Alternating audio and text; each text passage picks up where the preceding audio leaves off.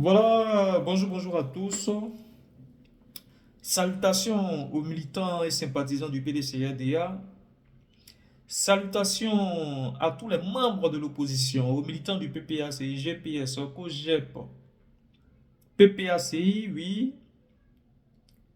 Salutations à tous ceux aujourd'hui qui ont compris l'essentiel du message du président Tidjane Tiambi et du président Laurent Gbagbo, y compris aussi le message du président du GPS, Guillaume, qui appelle tous à l'unité.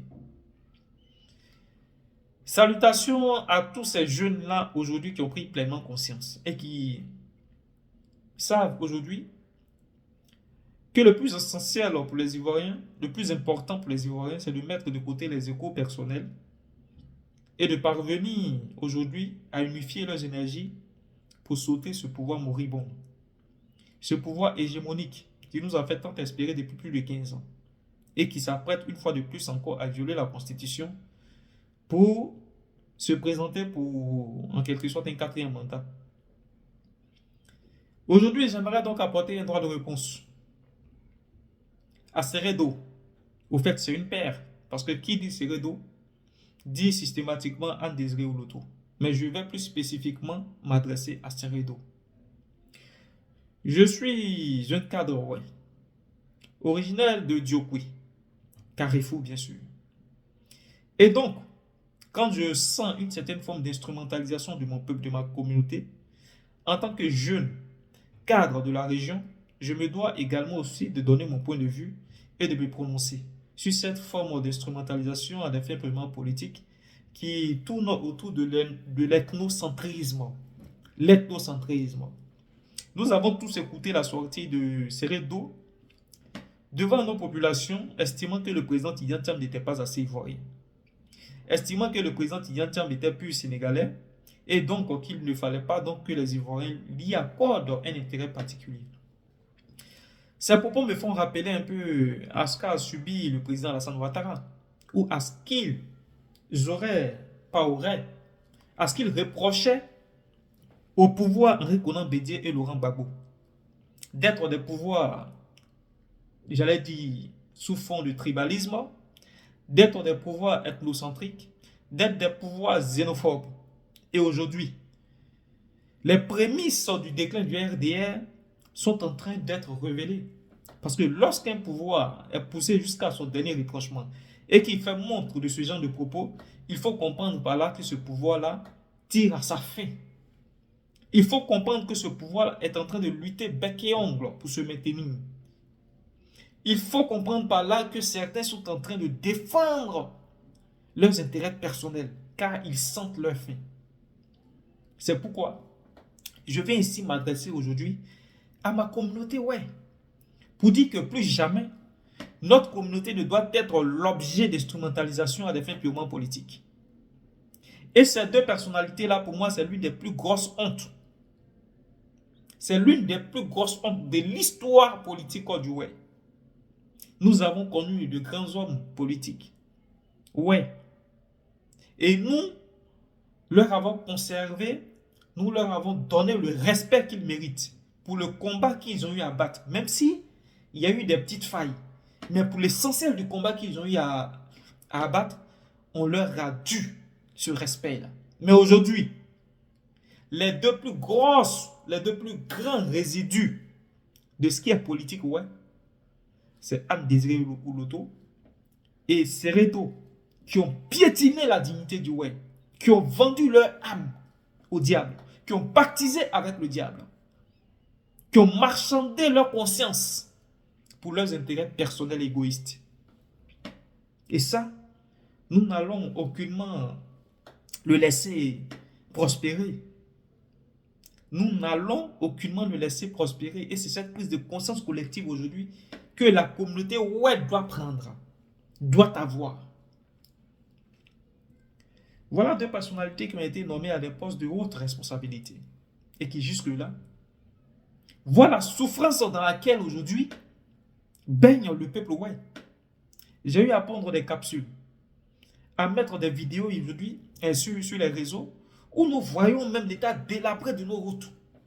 Pourtant, tantôt ministre de la fonction publique, ministre ainsi de suite, je ne sais de quoi d'autre, et l'autre qui est ministre en ce qui concerne le transport maritime en Côte d'Ivoire et qui est bombardé président du conseil régional, mais qui jusque-là font montre d'une certaine incapacité de satisfaire à la population.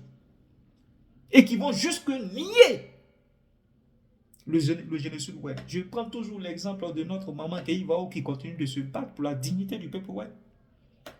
Et que nous dit Anne Loto que le peuple ouai n'avait pas autant été massacré pour qu'on qualifie ce qui s'est passé de génocide.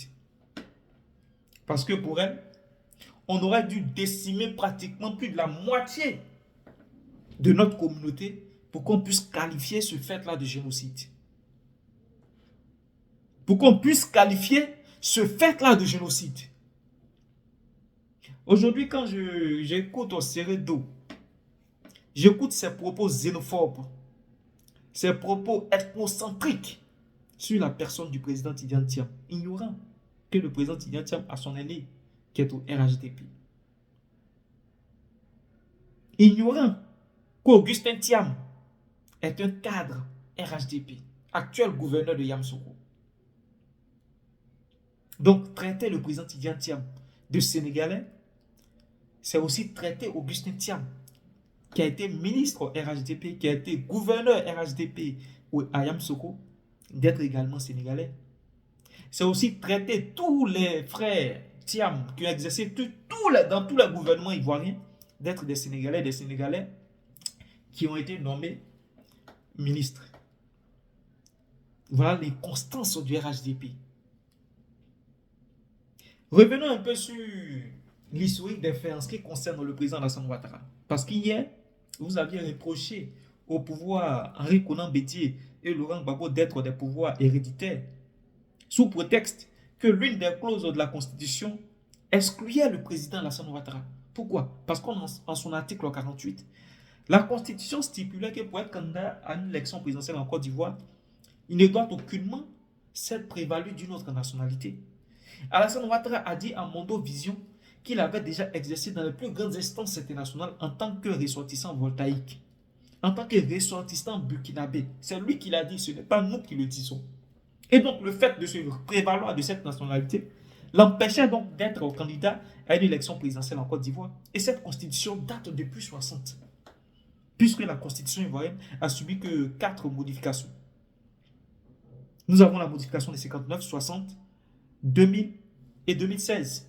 Mais en 2016, quand on modifie la constitution, le verbe prévaloir laisse place à l'adverbe exclusivement, parce qu'il sait très bien qu'il était concerné par le fait de s'être prévalu d'une autre nationalité.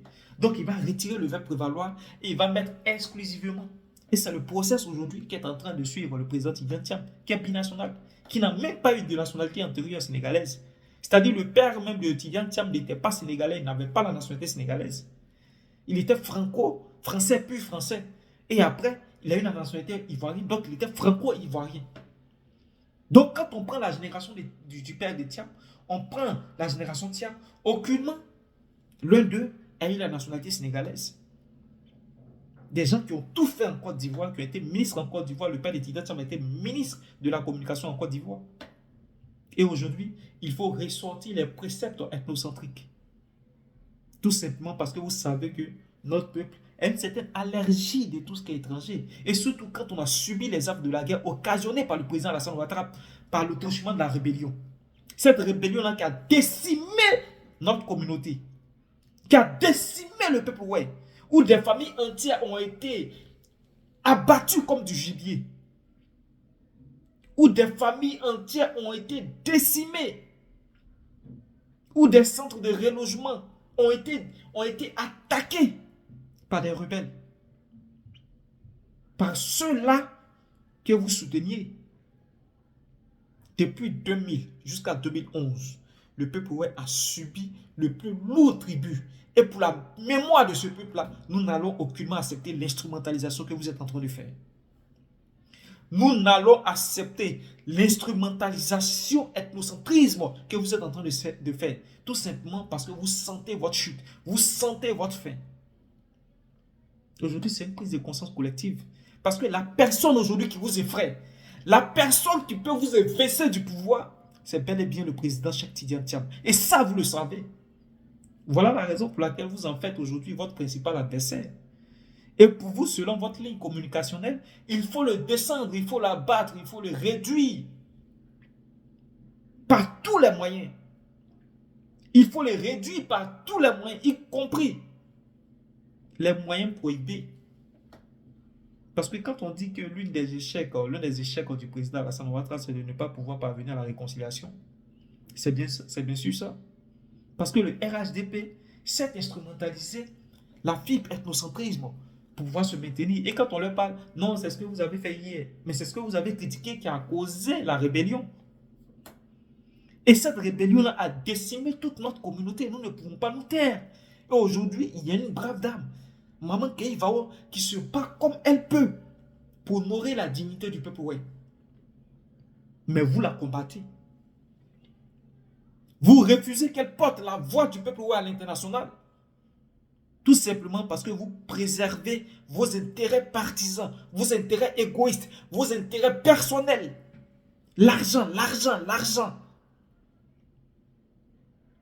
Vous êtes une honte complète pour le peuple. Ouais. Ça, il faut le savoir.